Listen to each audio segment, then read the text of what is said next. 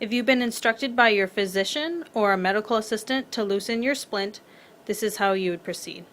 The splint should look similar to this, with two large ACE bandages covering from top to bottom. You want to start by taking off both ACE bandages. They're connected by simple Velcro.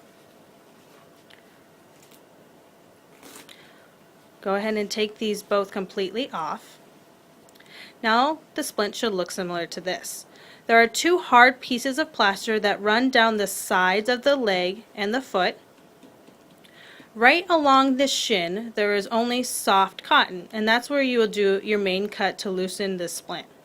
Start by only cutting a few layers of the cotton right along the splint, working your way from the toes up towards the knee.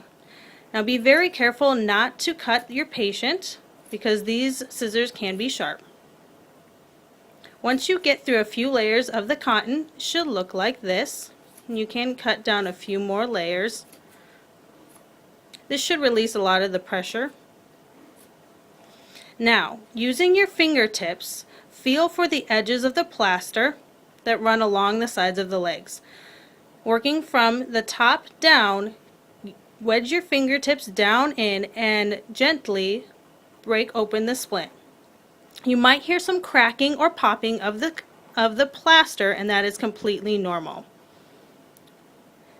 Now, you have completely opened up the splint and hopefully reduced a lot of the pressure the patient has been feeling. We do want to keep the splint intact, so you should reapply the ACE bandages that you took off earlier. Working from the bottom up, reapply the ACE bandages, not too tight, but tight enough to keep the splint together.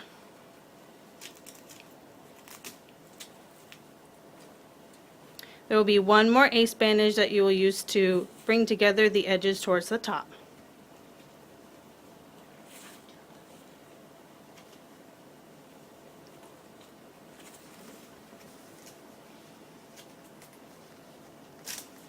Once you've secured the end of the ACE bandage, you have successfully loosened your splint, and should look similar to this.